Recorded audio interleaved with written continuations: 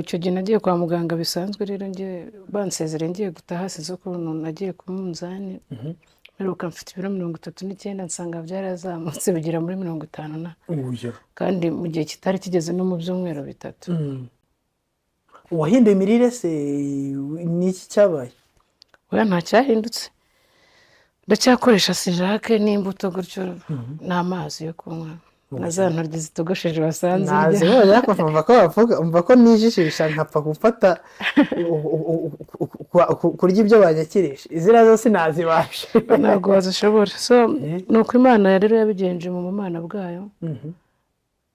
Ntabwo guca umuhanda mu nyanja itukura bisaba abenjeniyeri, ubwayo irategeka bikaba.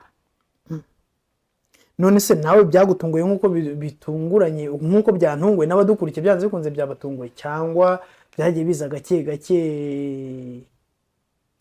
Ibyo ari byo byose nta muntu wabyibuha ijoro rimwe, ariko kubera kudakunda kwireba, guhora ndyamye, uburyo utari guhinduranya imyenda ngo wambare uyibone wabaye muto, ntabwo wamenya ko wabyibushye. Uva mu ishuka ujya muri esuwime ugiye koga, ntabwo wamenya ko wabyibushye. Nanjye mbese ubwo byarantunguye ngiye ku munzani nkabibona.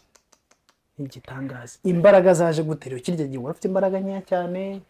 Imbaraga zo nta minsi zimaranye, kuko hashize igihe nava nagira nko ku muryango nkananirwa, nagira ku muhanda nkagaruka nteze moto muri metero 100. Yego.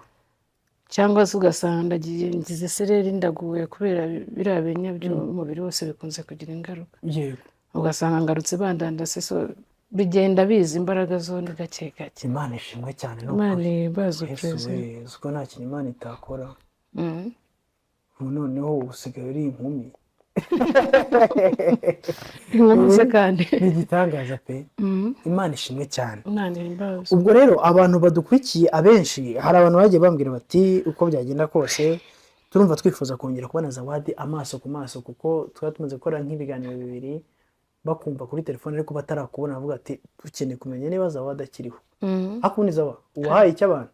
Kubera iki? Abantu baba bambaza amakuru yawe buri munsi. Hano nambaza tumeze ute president mukozi w'Imana baba bambaza amakuru yawe. Si uko ko ari wowe wanyangiriye iki?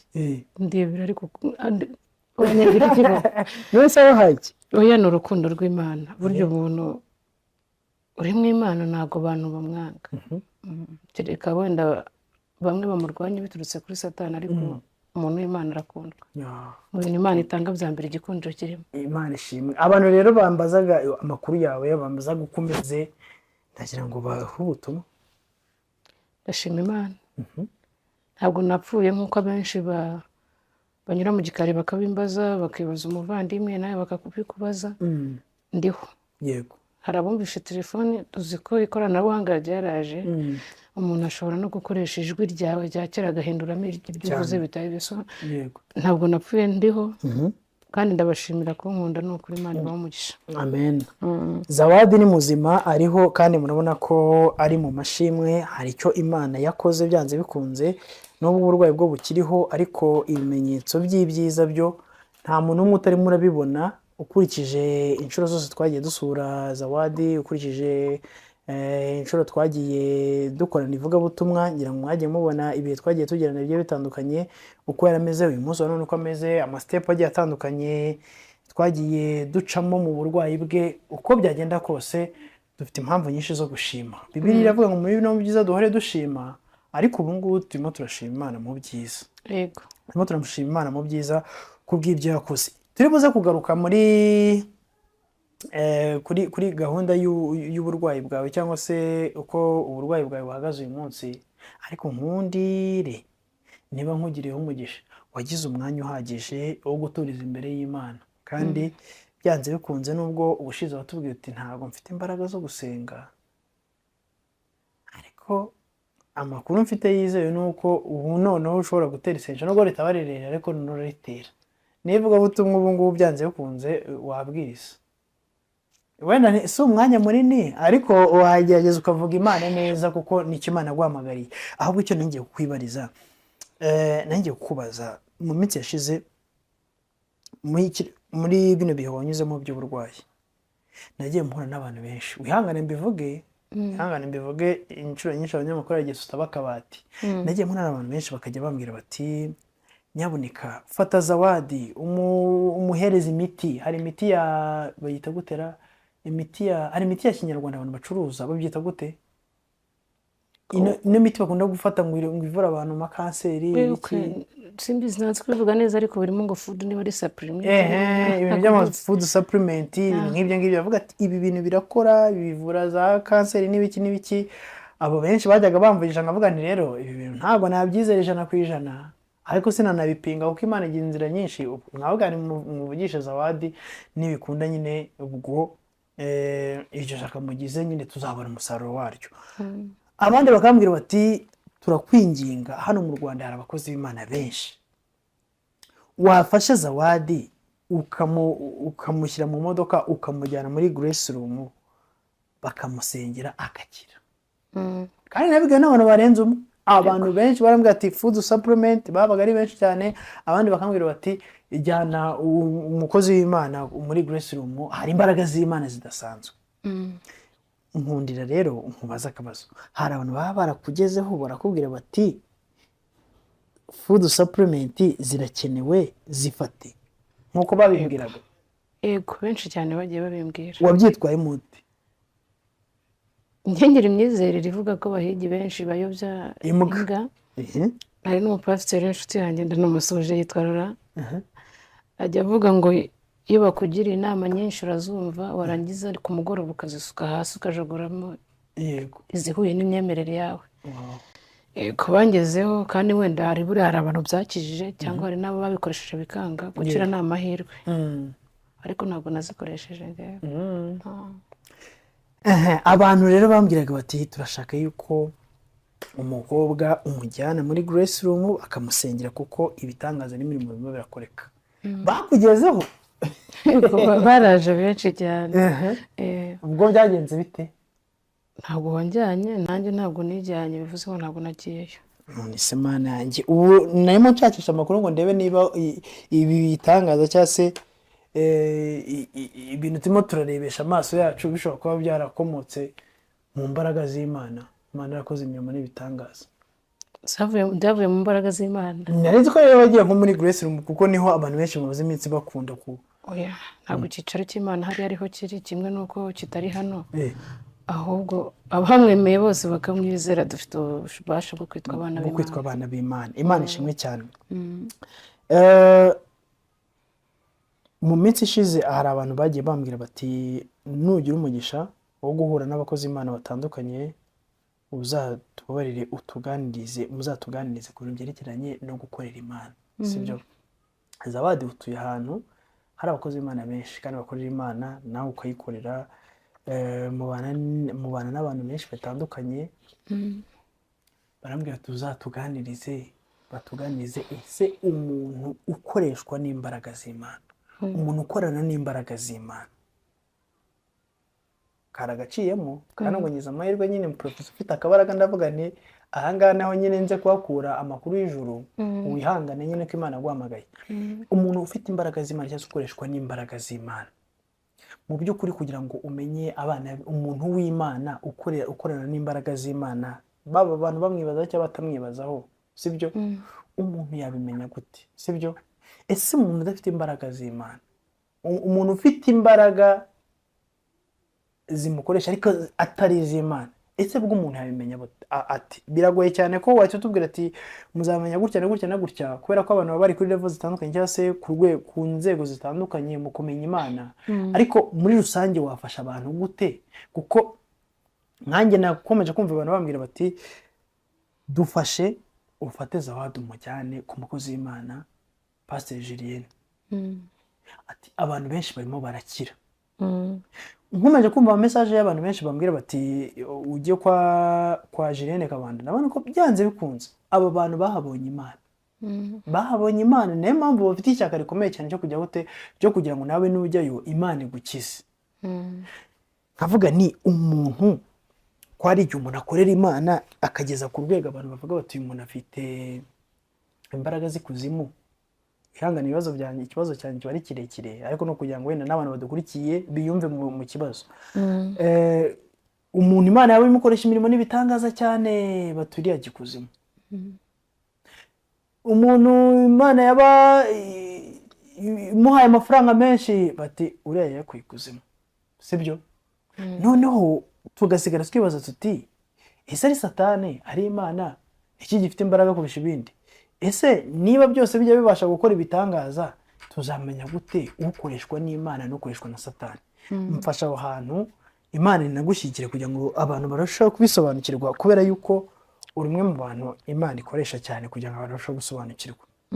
Yego, wihangane kukugora. ntabwo bigoranye, ariko nanone ngukosoye ku kibazo cyawe, ntabwo abuvuze ngo tuzamenya ngo njye ntabwo ndi muri abo bavuga ngo tuzamenya ngo ari Imana na Satani ufite imbaraga ari nde.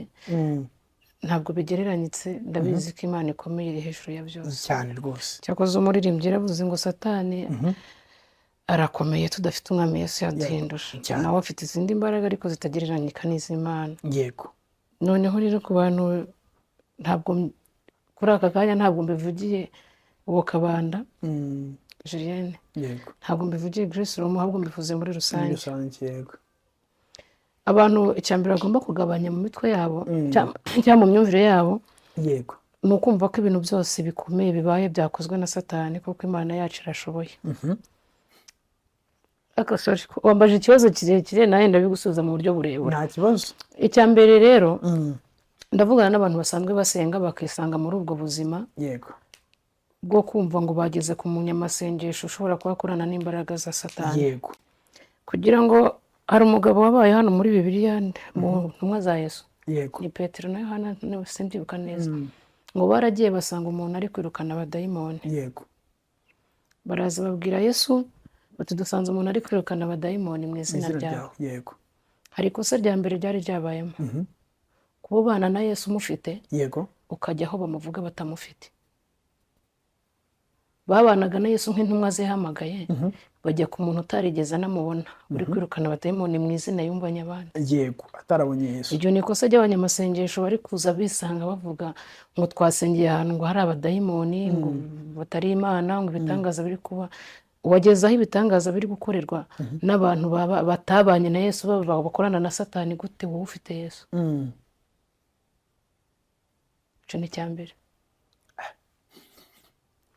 Babanye na Yesu, baramufite, yarabahamagaye n'intumwa, akunda kukigera abwirira abandi mu migani akabasobanura ati biranavuze mu mugani bivuze gutyo. Baramusiga bajya ahantu hari abantu batigeze babona na Yesu, bamuvuga ati twirukanye abadayimoni mu izina rya Yesu, batanamuzi. Yego. Iryo si ikosa ry'abirukanye abadayimoni, si ikosa ry'ababahamagaye, ni ikosa ryabo ko basize Yesu bakajya ahatari. Cya kabiri, ni ku gisubizo Yesu yabahaye. Baravuga ati ko tuvuye hariya tugasanga bari kwirukana abadayimoni, bakaba bari kubatiza abantu bakamuka nk'imbwa. Umuntu akaba ari kuva mu mazi akigaragura nk'upfuye, umuntu akaba ari kuza afite imbago akazivamo, umuntu akaba ari kujyaho nta n'igare afite agataha afite imodoka. Ni ingero nyinshi zitandukanye, ubwo ntabwo mvuze ku ijambo yose muri rusange.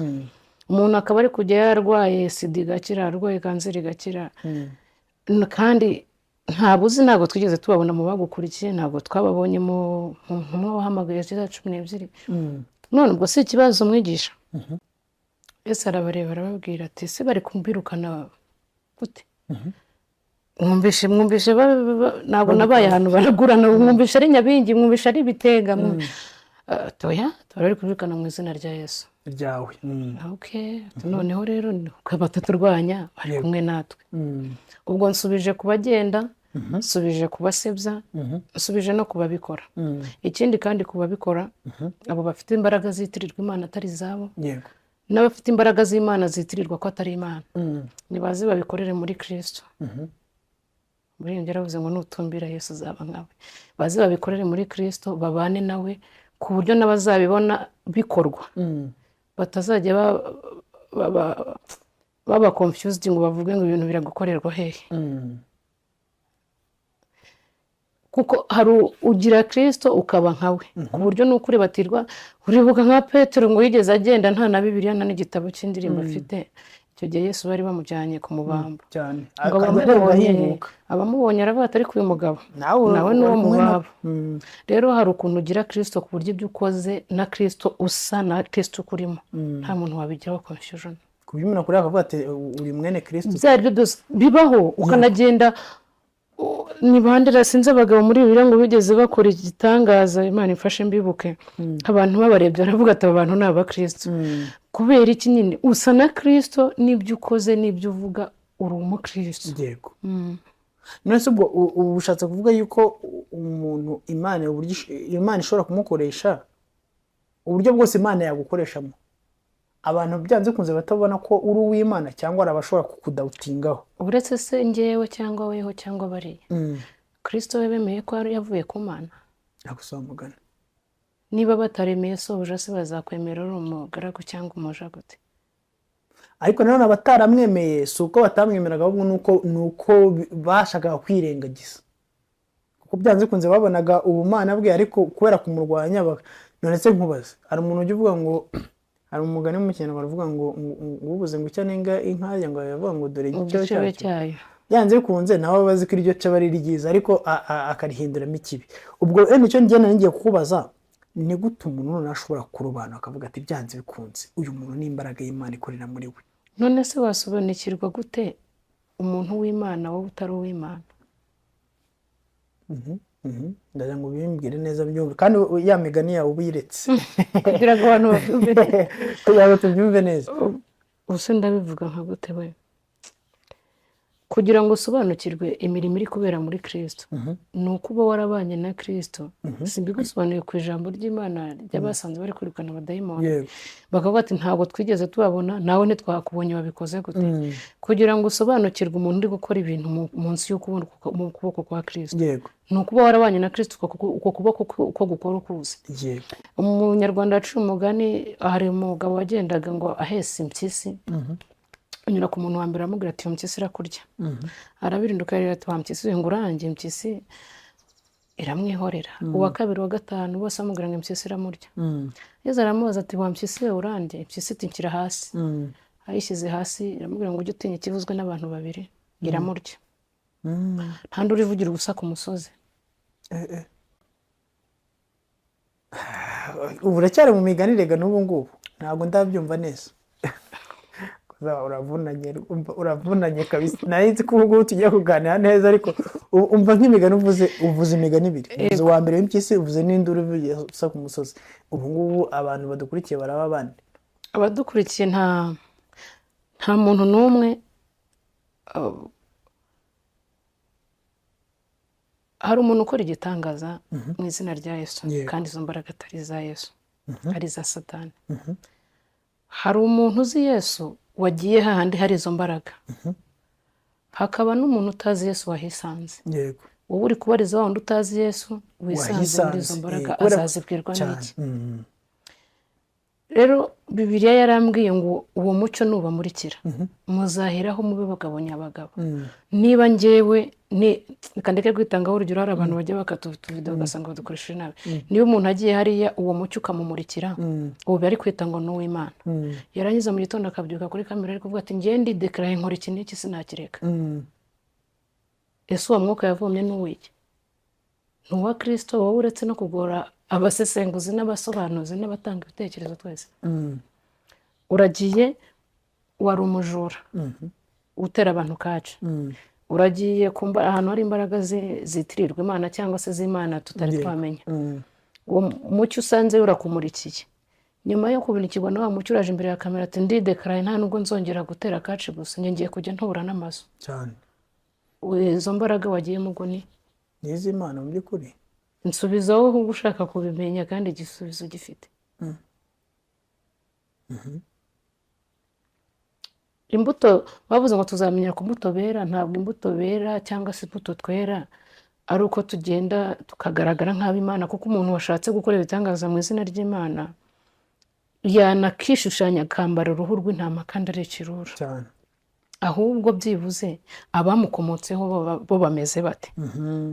niba ngiye nitwa umuvugabutumwa yego abantu majije kubwiriza ubutumwa bwiza ubwo mbahaye ubwo butumwa bukababwiriza gukora ikibi bwa butumwa nababwirije si ubwiza ni ubutumwa bubabwiriza ikibi kandi Imana ntabwo yishwe n'ikibi nta n'icyo umuntu arabatijwe mu mazi abatijwe mu mwuka wera nk'uko babivuga aragiye bamuhaye n'inshingano mu rusengero mu kanya akajya kuri kamera ngo ndi declare ngende igisambo nta nubwo nabireka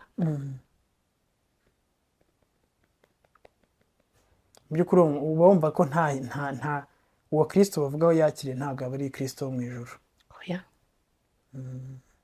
ntabwo bishoboka none se ko rimwe na rimwe abo bantu bakiri batoya batigeze nyine bafatiwemo aho ngaho bakavuga ko aribwo bakiriye agakiza ko ntibigeze bahura na Kristo ko inshuro nyinshi bagira ngo uko niko gukizwa se uwo muntu azamenya gukizwa kwa nyako gute ko icyo ahuyemo nacyo ari icyo ngicyo ko abarokora ahuyemo nabo ari abo ngabo ko agize ngo gukizwa n'ubu buzima bumeze gutyo noneho umuntu umeze gutyo wagize ibyago bimeze bityo wamufasha gute kugira ngo amenye agakiza ka nyako cyangwa Kristo w'ukuri aho ari ntawamurenganya baca umugani ngo umwana aboga ibyo yonse nta mwana aboga amashereka ya mama wiwe ngo najya kuboga aboga umusururu cyangwa urwagwa umwana aboga ibyo yonse ntawabarenganyiriza imyitwarire ntawabarenganyiriza ibyo bavuga n'ibyo bonse ariko kandi icyo bamenya muri by'umunyagatolika yaravuze ngo iyaba uyu munsi wakumviraga ijwi ry'Imana ntibinangire mu mutima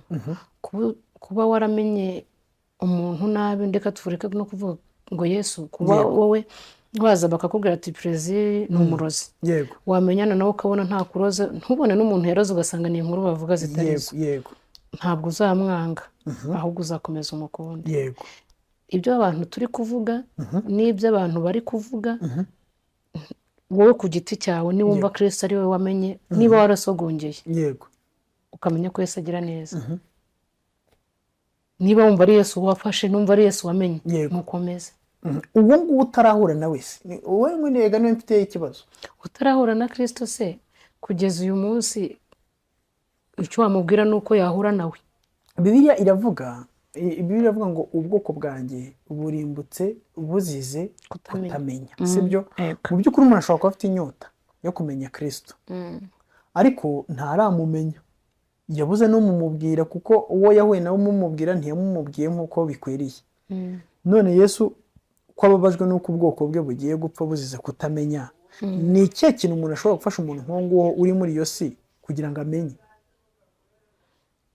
ariko Kristo ntayavuze ngo donc hari abantu bamenye Kristo abahamagaye ziriya ntumwa hari n'abamenye Kristo bamukurikiye mu kigare nyine bakumva ngo yazuye umuntu ngo yatugeze imitsima bakamukurikira hari n'abandi Kristo yapfuye arazuka ajya mu ijuru bamumenyeshejwe n'ababanye nawe ntabwo yigeze avuga rero ngo bamumenye bamubwiye ari njye bibwiye ngo bamumenye bamubwiye na runaka uya nabo ngabo baba biyitiririza Imana bakoresha izindi mbaraga nabo baba bavuga Yesu urabizi ubu umumenye uretse ko umubwiwe n'utari n'umuntu kwa kundi Bibiliya yavuze ngo n'abadayimoni baramuzi kandi bamuhindura umushyitsi baba bamuzi kandi baramumenye barahuye nawe ahubwo ikibazo wamubwiwe nande kumenya Kristo twese twagiye tumumenya atwibwiye tumubwiwe n'abandi cyangwa se tumubwiwe n'umuzuko tukumva ko yazutse tukamumenya mu buhamya bw'abamubonye cyangwa bw'ababonye nawe so kugira rero uburyo ukomezamo imbaraga za Kristo muri wowe umwuka wera akakuzaho ugakomera bisaba ahantu wahuriye na Kristo niba mwarahuriye nko ku iriba nk'umusamariyakazi ubwo uzazamuka nibo batwe ubona tugenda turi gusakuza inzira yose tunahuye na Mesiya hakaba n'undi wamumenye bakubitanye ariko kumubwira ati ndaguhamagaye wari umurobyi nkugize umurobyi w'abantu uzumva ari bo bagiye bakaba bavuga butumwa bakatubwira tukamumenya hari abandi bavuze ati ngiye nkurikije uko namubonye sinavuga reka nandike nabanditse hari abandi bamumenya akora ibitangaza bakavuga ati yazuye agakobwa ka Yairo duhari bakavuga ati ngiyewe guhera uyu munsi nkimumenya ntabwo nzandika sinzavuga ariko azajya hose nzamukurikira so uko wamenye Kristo nibyo biguhisha kugumana nawe uwamukumenyesheje si ngombwa uwupfa kuba waramumenye gumana nawe kugizubane n'Imana gusa umuntu wagize ibyago rero byo guhura n'umuntu w'umunyabitangaza cyangwa ukoreshwa n'imbaraga zitari iz'Imana ko zitiriwe Imana rimwe rimwe akaba yaragize ibyo akorerwaho nk'urugero umuntu akabatizwa ugasanga hari izindi mbaraga zimujemo. Muri uyu muhango wo kubatizwa ni ikintu gikomeye cyane, ni ikintu gikorerwa mu isi y'umwuka. Niba ubatijwe mu by'ukuri ni nk'ikimenyetso cy'uko wakiriye agakiza, haba hari izindi mbaraga byanze bikunze zikubonetseho nk'uko Kristo abatizwa umwuka wera yamanutse. Ariko niyo bikorewe mu mihango ya gipagani nabyo, buriya nabonye imihango yose iba mu gihe cy'umubatizo.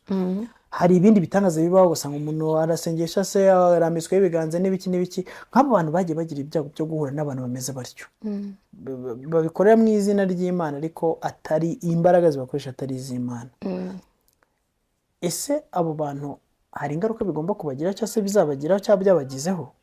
Bibagiraho ingaruka.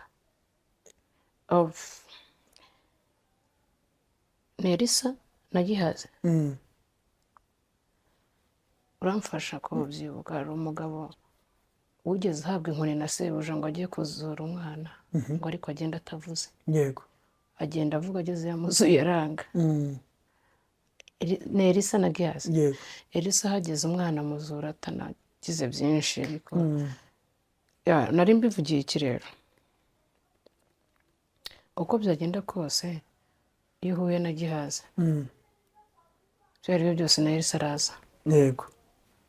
Bahumure, ibyo ari byo byose ntabwo umuntu w'Imana imubura. Twese ntabwo mvuze ngo ngewe, ndavuga muri rusange. Twese twagiye tubatizwa n'ibiganza byanduye. Umupasiteri akakwibiza yarayasambanye, umuhanuzi akaguhanurira yarayaroze, umudiyakoni uguhanagura uva muri Yorodani akaba ari we gisambo kibaho tutabizi. Rero umunyarwanda yigeze avuga ngo ntawicwa n'icyo ariye, ariko ntabwo aribyo ngiye kugenderaho. Ahubwo nagira kuvuga ngo uko byagenda kose ntabwo Imana izaduhatakaza. Naho kuvuga ngo yabatijwe n'umuntu wiyitirira iki ngiki ngo kandi atari cyo. Twese byari uko. None se ubu nta bantu bagiye bavuka bakavuka iwabo baterekera, babandwa, babarasaga, barabyawe, basizwe imiti, ibintu nk'ibyo, kandi uyu munsi bakaba bari mu murimo w'Imana. Imana yarababahoye, banakijwe neza rwose. Ntabwo Imana yicaye, imbaraga zayo ziracyakora. Aho umuntu yaba ari kure cyane, Imana igusangayo. Nubwo ntemeranya nabyo, wenda bya bindi bivuga ngo ni ukuzimu umuntu abamo nk'isi iyi dutuye, umubiri ufatika, tuba mu ijuru mu buryo bw'umwuka, n'abandi bari kuzimu mu buryo bw'umwuka. Tugendeye ku buhamya bw'abantu bagiye batanga ngo babayeho ikuzimu, Yego. wenda tutagendeye ngo ni imibiri cyangwa imyuka, ariko Imana yagiye ibakura muri uko kuzimu. Natwe twari dupfuye tuzize ibyaha n'ibicumuro, Yesu aratusana, araduhamagara, atubonamo abo kwizera, tugabiza umurimo. Yego.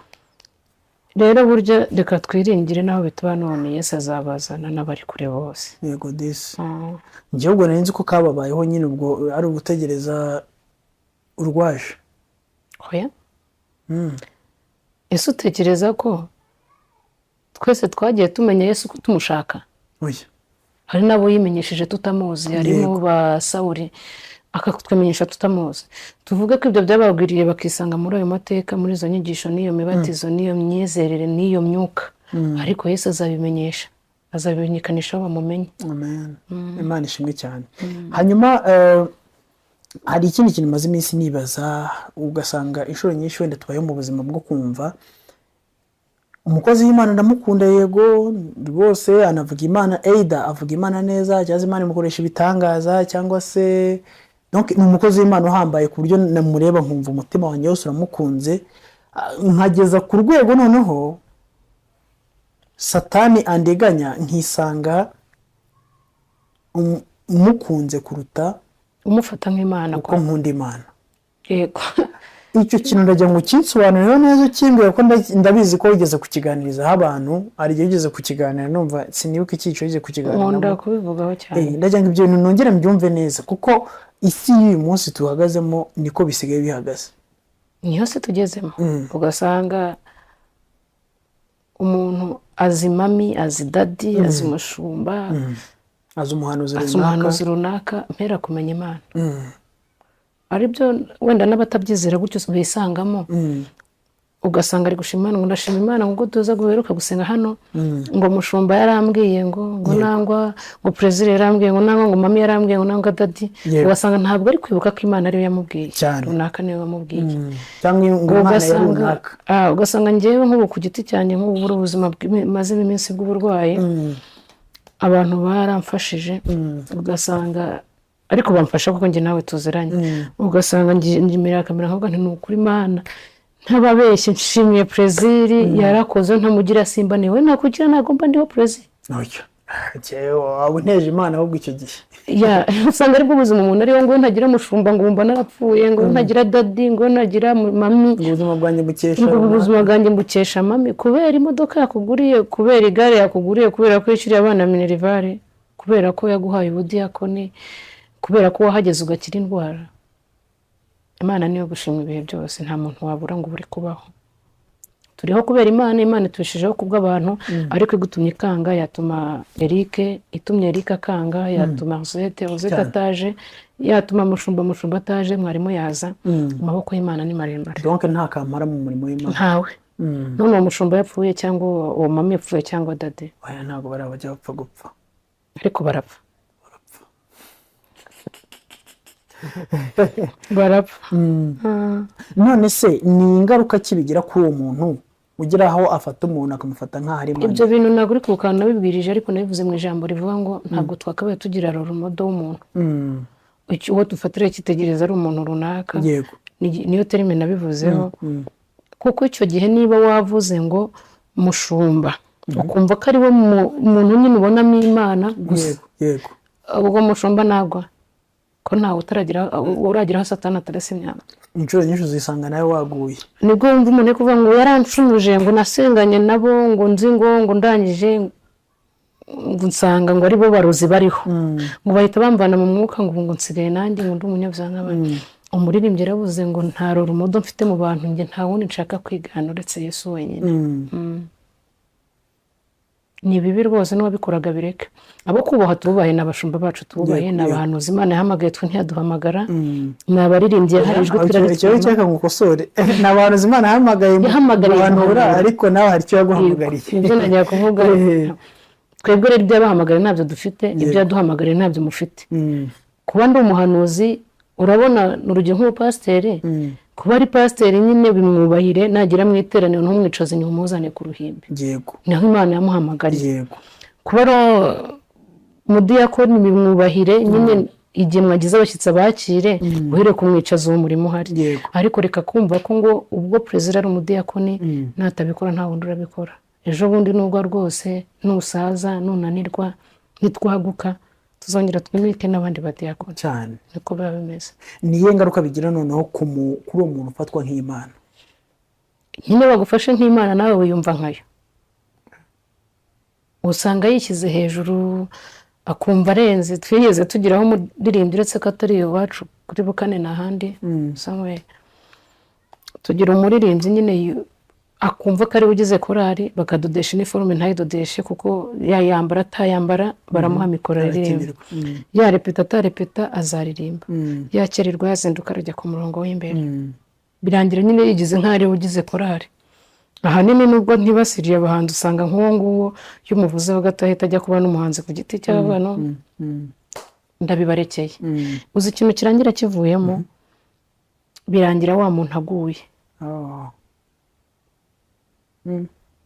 kandi akagura mu murimo cyangwa akabivamo burundu nta muntu ubyuka ngo ave mu murimo ukabyuka wasohotse mu rusengero nturugarukemo umuntu arabanza agapfa ahagaze agapfira mu murimo akawugwiramo akawuzambaguza akawuzambya kera kabaye kwa kundi wumva Imana ivuga ngo hari umuntu njyanye hanze ikamujyana hanze ego cyangwa se akaba yazanapfa akiri muri uwo murimo kandi yarabuze ego nabyo bibaho cyane none se uko gufatwa nk'Imana biba byatewe n'iki ni umupasiteri wabigizemo uruhare cyangwa se ni umukozi Imana wabigizemo uruhare mu nshingano nyinshi cyangwa ni abakristo babigiramo uruhare mwe mudukurikira nimwe mutuma dupfa yes urya se cyangwa namwe mushobora kubyitwaramo nabi erega buriya utambwirije Kristo ukambwira wowe bizarangira amenye wowe nese umbwiye Yesu ubwo nakomeza kugutekereza ubwo umuntu yabyuka mu gitondo nta umwumva n'umwe agatangira agashinga urusengero cyangwa agira abamwumva. Ibyo ntibyashoboka. Babandi bamwumva rero nibo batangira ngo mami ngo dati ngo profete bakamugira nk'Imana, bakazana abandi nabo bakazana abandi uko dusanze mumufata natwe akaba ari twe tumufata, bikarangira nyine ubonye ukuntu bagufata nawe ukishyira hejuru. Uramutse ubyanze se ega Pawulo yigeze kubyandikira Abakorinto, erega natwe twarabyanze. aramubwira ati ngenda ndabisabye ntabwo Yesu Kristo agabanijwemo ibice ngo muvuge ngo muraba Pawulo. Yego, niyo mpamvu rero nanjye nari nsubije nk'umuntu ubajijwe kuri abo bibaho, naho kuvuga ngo ubyanze none se ubu narabyemeye cyangwa ubu warabyemeye. hari ababyanga hari n'ababyemera. reka gukomeza kugutwara imbaraga nyinshi, ariko impamvu nkubajije ibintu abantu benshi wenda baramaze iminsi banambwira bati nuganira na Zawadi uzatuganiriza utubwire ku mikorere n'imbaraga zikoresha abantu nuko abantu badukurikiye cyangwa se abakristo bakwiye kubyitwaramo, kuko mu minsi y'imperuka abantu benshi bazaba nyine bakunda ibibanezeza, rimwe na rimwe umuntu akayigana mu rusengero yifuza kubona ibitangaza n'imirimo y'Imana inshuro nyinshi bikanakuganisha mu kuba wajya gushakira Imana ahantu itari. Bambwira bati uzamutuganize tumenye ese umuntu akwiye gukurikira Imana yo mu ijuru, umukozi w'Imana wa nyawe agende kuri ibimenyetso n'iki, ariko bikeya byo turabyumvishije. Aho gukiri nibagiwe Perezida kwa gatatu nibwo nabiganiraga n'umuhanuzi w'Imana,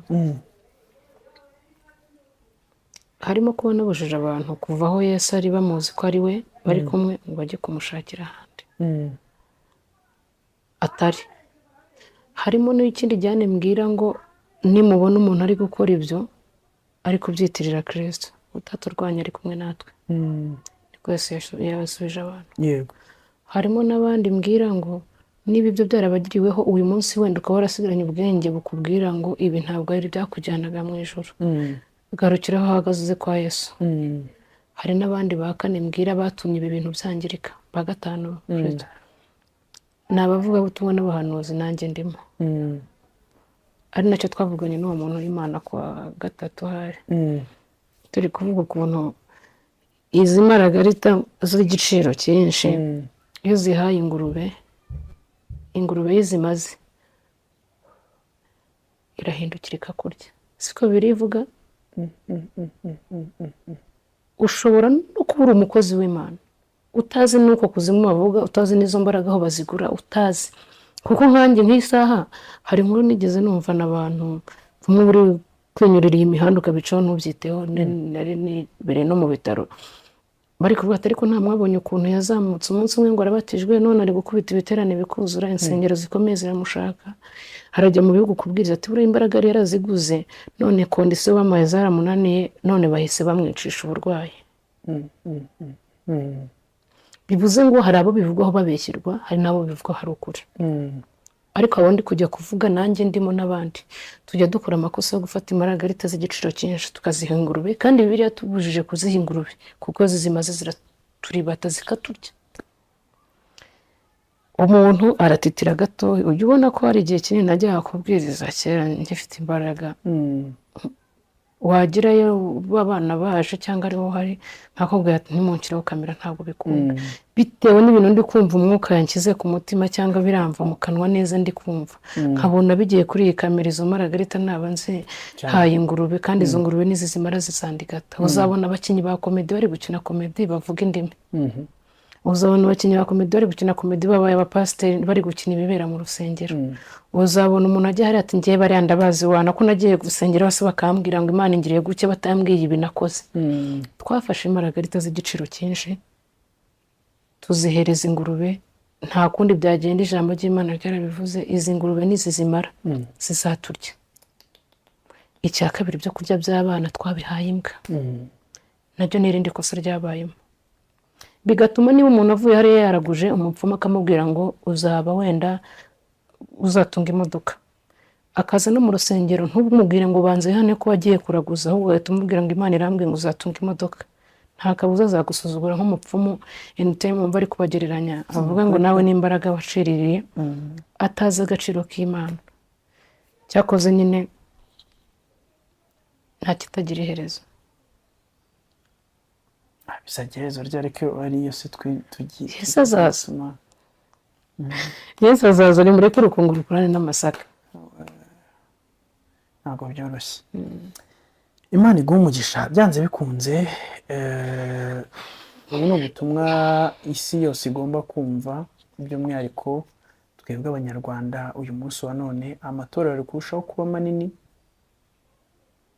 abakristo bari kurushaho kwiyongera, yewe n'amatora ari kurushaho kuba menshi, ariko ikintu kibabaje ibyaha nabyo biri kurushaho kwiyongera. None ikindi kintu kibabaje ubu uyu munsi wa none, navuga ngo nta departement n'imwe itasigayemo abakristo. Umuntu asigaye aba umu DJ akaba ari umukristo ndetse w'imbere. Umuntu akaba ari akaba yibera ku mihanda yarindaya, akaba ati njyewe ubu nabaye umukristo. Donc ubu noneho izina umukristo isigaye ariko ku madepartement yose, aho umuntu ashobora no kuvuga ati njye narabatijwe ariko ndindaye, njye ndasambana kandi ndi umukristo, ntuzanamvugire n'umukozi w'Imana nabi. None muri icyo gihe suzi ko umwuka wera azasukwa ku bantu bose. Ubwo ni ko gahunda zimeze se? Mbese icyo gihe ugitegereje nk'ikizaza? None se umwuka wera azasukwa ku bantu bose baguma uko bari bari? Kuko Bibiliya itwereka yuko iyo umwuka wera aje ngo hatari uzi ukuntu ijambo ryavuze. Ryaravuze ngo Yesu azaza bagisambana, bagishaka, bagisenga, bagikiranuka, bagikiranirwa. Yesu azaza ibi turi gucamo bigihari. Ariko arangije yemeza ko nanone muri icyo gihe azasuka umwuka wera ku bantu bose. Yego. None niba Yesu azaza ibyo byaha bigihari n'ibyiza bigihari, kandi akazaza harabanje igihe umwuka wera asutswe ku bantu bose, bose ni bande? Ni indaya, n'utari indaya, ni umujura, ni uwibwe, ni umurozi, ni uwarozwe. Umwuka wera ari ku bantu bose, nicyo gihe tugezemo. Hari ababwiriza gukora ibyiza, nawe ugeraho ukamuhanga ukumva ndavuga ngo n'umusazi arasara akagwa ku ijambo, ukumva byutse mu gitondo ari kuvuga ibintu bizima, ati narabatuye rwose, ejo wamugwaho kweri. Ukibaza bya bintu byavuga ubwayoberwa. So umwuka wera uri kuba ku bantu bose, ukabahangaho, ukagwa ku muntu. Kazi ibi birashoboka, mu kanya ukongera ukamugwaho mu bindi nabwo ukumva ukasubiye mu bintu ukagira ngo siwa undi wari wabonye ejo. Nicyo gihe turimo, ariko twirinde guca imanza Yesu azaza. Muri iki gihe turimo rero kimeze gutyo, umukristo wamenye Imana, utinya Imana kandi ategereje kugaruka kwa Kristo, abeho mu buzima. Kandi nabikomojeho, ariko reka mbisubize ubuzima bw'umukristo ni ugukomeza ari we mu bihe byose kugeza ku gupfa. Niba wari umukristo ukabona ari we, noneho bakakuvuga ngo imbaraga zikurimo ni mbi, hita uvuga ngo njye ndi umukristo, naho naterwa n'ibyago nkaba no ku rugamba. Nimba uri umukristo ukabona abantu byutse mu gitondo bagushingiye kamera prezi, abantu bo kuri nyine twebwe bikunze kutubaho gutyo, abantu tuzwi, ukumva wabyutse bakuvuza, uzajya wituriza uvuga uti ndabizi nawe mu ntambara ndasana n'umwanzi, ariko mfite umugaba, ni umwami Yesu, nitubamwe nzahuranisha. So umuntu w'umukristo agomba gukomeza ari umukristo ibihe byose kugeza ku gupfa. Kandi twabanye muri ubu buzima bw'uburwayi na mbere yabwo, n'ubu turacyari kumwe, birakomeje kugeza igihe umwe muri twe azapfa. N'abadukurikiye babimenye, nta gihe mwigeze mwumva nacitse intege naretse ubukristo, ntashoboye kwicara nari we. No mu nzozi nagiraga n'igihe nabaga ntari kumva, n'igihe nabaga ndi mu binya, n'igihe n'abandi muri koma, n'igihe mbabara, abo duhorana barabizi. Ndi umukristo, no muri iyo mibabaro nicyo kintu gihumuriza umutima wanjye, kinyibagiza ibyago byose nkumva nduwe n'umwami Yesu. Ubukristo ni ikintu tugomba kuba byo. Ubukristo ntitububa gusa, ntitubukora gusa, twebwe turi abakristo, nawe ni uwacu, ni ibintu tugomba guhoramo kugeza dupfuye. Amen. Ndimo ndagana ku musozo, n'ubundi ndaza kugaruka nyine ku buzima urimo uyu munsi wa none. Ubwo duherukanye ngira ngo wari oya, nagombaga kuza kukureba hano, mpita njya mu bitaro, urimo uraza. Tujya mu bitaro, ndangije nsubirayo ntakubonye, ariko ngira ngo ntabwo wari umerewe neza. Twaranaganiriye kuri telefone, oya ntabwo twese tuganira kuko ntabwo nawe wabashije kukubona. twaganiriye after 3 days uvuye mu bitaro. Yego. Ndagira ngo wenda ubwire abantu uyu munsi wa none uko uhagaze, uko umeze, wihangane nyine n'undi niba ari ibyo gusubiramo urabisubiramo, ariko abantu bakeneye kumenya ubuzima uko buhagaze, niba ari cyo kugusengera bagusengere, wenda hari n'abadukurikiye bavuga bati ubu Zawadi ubwo babasha kuvuga iminota irenze 40 byanze bikunze, ubu noneho twatangira no kumusengera akagaruka mu ivugabutumwa. Ndagira ngo utubwire uko bihagaze kugira ngo n'isengesho abasenga bamenye ko bakwiriye kugusengera, niba kandi ari n'aba bantu badukurikira Imana yahaye umugisha. Buriya hari indirimbo abantu benshi tujya turirimba ariko tutajya twumva ivuga ngo ibyo ntunze nanjye ubwanjye ni iby'uwo mucunguzi. Hari aho bigera rwose ukavuga ati mwami iki gitero nta kindi buririmbe rwose, ibyo ntunze ubu ngubu ndaba mbifite njyenyine sindi wiguhe. Ariko wamaze kumenya yuko ibyo atunze nawe ubwe ari byo ari uwo mucunguzi, rimwe na rimwe niyo bigeze aho gukoresha imbaraga z'amafaranga arakora, kandi izina ry'Imana rigahabwa icyubahiro. Ndagira ngo rero utubwire uko bihagaze uyu munsi, hanyuma dukomeze kumenya icyo gusengera n'icyo gukora. Bivuze kare ugitangara ngo narabyibushye, ndacyarwaye ndetse cyane. Ndacyarwaye ndetse cyane nk'uko nabibabwiye, ndacyababara cyane, ndacyabura ibitotsi, ndacyahumeka nabi inshuro nyinshi bumva ko ndi mu bitaro. Ariko basi ndashima Imana tumye nongera kwibuka ishimwe mfite. Ubu uko biri mfite imbaraga, ndicaye, imiti ndashobora kuyitera. Urabona ko za nshinge zimfata umutsi zinanyuzagamo imiti ntabwo nzambaye. Ishimwe rikomeye ni iryo mpumurije abantu ko byuzuye Imana ifite ibyo yakoze bisumba ibya mbere. Ariko n'ikindi giha cyararwaye, uretse ko kitarimo kanseri ariko basanze gifite ubundi burwayi. Ndi wo gufata imiti ihoraho, nta n'ubuvuzi kugeza ubu bari banyemerera runaka bufatika, nubwo bari bateganyije barabuhinduye. Ubushize baratubwiye ko ubu nta n'uwambanga iki gihaha kirwaye ngo gikuremo, kuko n'ikindi cyasanze gifitemo ubundi bubazo ku buryo nacyo ngisigaranye kidahagije. Ubwo rero muganga akubwiye ngo genda ukoresha imiti tuguha, nugira amahirwe cyane ko abantu benshi babanzi ko ndi umukozi w'Imana. Nugira amahirwe iyo Mana twizeye cyangwa iyo Mana wizeye izagukiza, itagukijije tegereza igihe kireshya gutya na gutya bigende gutya, uba wumva ko ari inkuru imeze nabi, ariko ntabwo nzacogozwa n'incamugongo. Imana akubwiye ko nta kindi gisubizo afite usibye kuguha imiti, nta gisubizo aba arwaye mu by'ukuri, aba ari inkuru y'incamugongo. Ariko umeze utu ubu ngubu nyuma yo kukubwira iyo nkuru imeze ityo? Narabanje numva ndashyushye umutwe cyane, ariko nibuka ko nta mukristo ugira depression. Nta mukristo udeprima rwose. Ibyo bakubwiye byose ubihwanya n'amasezerano. Umuntu niba aje akakubwira ngo igihe n'iki uzapfa, ujya wibuka ko nta kiba munsi y'ijuru Imana itagishatse. Niba akubwiye ngo genda ukoresha iki ngiki, nyuma yaho bizagenda gutya, ugahita umenya neza ko niba akubwiye ngo iyi miti nuyikoresha, like mu buzima busanzwe tuzi ko umuntu wagize kanseri, kandi nanjye wabonye ko byari byambayeho, uragenda ugatakaza ibiro ukagenda ushira kugeza aho nangize ibiro 39 abantu barabyuka. Umusatsi uragenda, umusatsi urafuka, inzara zivamo. Uyu munsi urabona nubwo zigoramye zimwe ariko inzara zaragarutse. Zaraje? Riri wow. Zarameze. Hano yari inzara nziza. Murakoze. Zaragarutse, umusatsi wenda niwo turongera kugaruka kumukwa, ibiro barabona byarengiyongereye. So umugambi Imana ni mugari ku buzima bw'abantu. Ntabwo umukiranutsi apfa gupfa, uko byagenda kose Imana iragoragoza kugeza imuboneye igisubizo cye aho yakimubikiye. Imana ishimwe cyane. Yego. Ubu ngubu kwa muganga randevu zihagaze gute? Cyangwa se ziba ari nyinshi, nabyo ntabwo nabikubwiye. Nsigaye ngira randevu nyinshi kwa muganga, kuko habaho uburwayi, imiti yayo, ingaruka y'iyo miti, kandi byose ugomba kwivuza ahantu hatandukanye. Nk'ubu nahoze nkwereka ibintu nagize ku ruhu. Uruhu rwanjye rwarangiritse. Mu cyumweru gitaha nzaba ndi Faisal, nagiye kubonana n'umuganga w'uruhu ngo ntakomeza kwangirika uruhu. Ejo bundi mu byumweru bishize nari mfite amarandevu kwa muganga, bari kumvura ingaruka z'imiti yangizeho mu nda.